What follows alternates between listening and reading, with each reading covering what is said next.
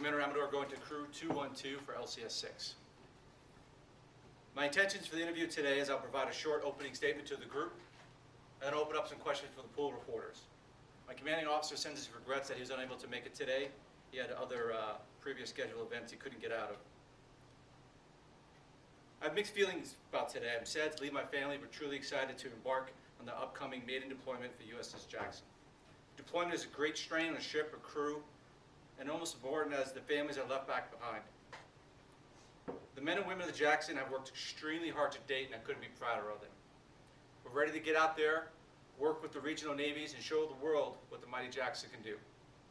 The scheduled 4-month deployment will take Jackson to the 7th Fleet Area Responsibility. Our maiden deployment is yet another signal to the Navy's enduring commitment to maintain security and stability in the Asia-Pacific region. Rotationally deploying our new littoral combat ships improves our warfighting capability and directly supports the Navy's rebalance strategy to the Asia-Pacific region, even during this fiscally conservative, constrained environment. LCS are fast, agile, and open architecture surface combatants, operating littorals to assure access for the joint forces. Jackson is very fortunate enough to have the first MCM mission package embarked. Lastly, the Chief of Naval Operations states that the Navy has 3 pillars in which we all should attain to. Warfighting first, operating forward, and be ready. Unequivocally, in my mind, the Jackson fulfills all 3 of these pillars. I'll now open the floor for questions. Yes, ma'am. Sir, Catherine Devine from the local newspaper. Could you talk a little bit about how you prepared your crew for this deployment, considering it is the maiden deployment for Jackson? Yes, great question. Thanks for that. Like I said earlier, one of the 3 pillars for the CNOs, or one of the 3 pillars of the CNO stated is warfighting first. So what we've done for the crew is we've brought that ship alive. We brought it from the construction, the building of the ship, through the training cycles, through the certifications, and delivered that capability and that platform to the ship, to the fleet, more importantly. And then just to follow up, what were the specific things that you did to get the crew ready?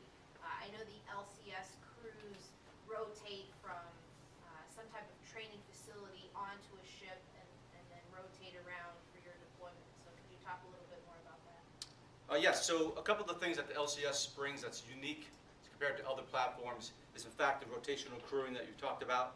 Yes, there are other assets, there are other ships that do that, but with the LCS certification and the requirements, what we do is we take a crew, train them in different areas from anti-submarine warfare, mine countermeasures, force protection, air warfare, the full gamut of certifications that all the fine Navy vessels have to attain. But we take those qualifications and we do a lot of that training off-hull. And we do that in what we call a simulator or a training asset. So once we get those qualifications, then we embark for training. And then after that training is complete on the actual vessel, that's when we're forward deployed for the 4 months, and that's where we are today. Thank you. So Sam Farm with the San Diego Tribune. With the numerous budget overrun with the LCS mission modules, can you talk about which missions you're going to be doing while you're deployed, and which of those mission modules you'll be taking with you, or which will be used to support you? Absolutely. Another great question. So as I stated earlier, the mine countermeasures mission package will be the embark package. I think the important thing to note here is that we are scheduled to perform mine countermeasures. However, one of the great things with LCS is its flexibility and its modular approach. So what does that mean? That means as we embark, we do some MCM operations. If the chain of command feels it's important or it's operational relevant to change our warfighting, we can then pull into port, change around the assets, the systems, the personnel, and then embark on a different warfare area. In this case, it could be anti-submarine warfare, it could be HADR, humanitarian assistance, disaster relief, it could be in surface warfare, or whatever is necessary for us. Schedule for our current deployment is we're going to participate in maritime security operations, international expeditions, and then lastly, bilateral exercises. Again, demonstrating to our friends in the region that we are here and we will be here for continuous basis to support the regional allies. Yes, sir. Trent Steele from Reuters. You mentioned the rebound strategy that your making part of this execution, this deployment, what exactly are you speaking about? We have ships in 7th Fleet currently. What's different about what you're doing now, vice what you're doing already? Well, so a year and a half ago, the President and the SecDef came up with a rebalance strategy, as we said earlier. And what it is it's an Asian Pacific pivot. So the large focus of the United States military for the past decade or so, as we all know, has been on the Middle East. But with the drawdown of Iraq, with the withdrawal from Iraq and the drawdown in Afghanistan, our focus, especially from a Navy or a maritime stance, has shifted over to help our friends and our allies in the Asian Pacific region. LCS is just a small piece of the overall strategy to move from the Mideast towards the Asia Pacific.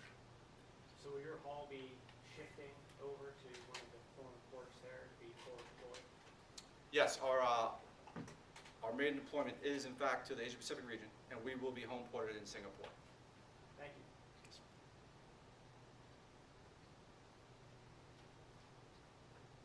Yes, ma'am.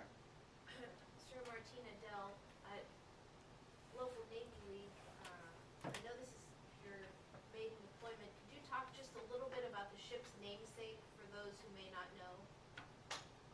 Yes, ma'am. So the ship is named after the great city, Jackson, Mississippi. And of course, Jackson, Mississippi is named after the 7th President, Andrew Jackson. So that's short and sweet. Yes, sir.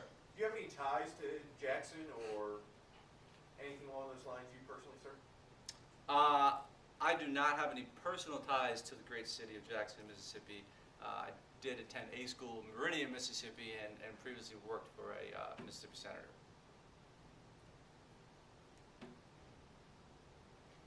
Thank you very much.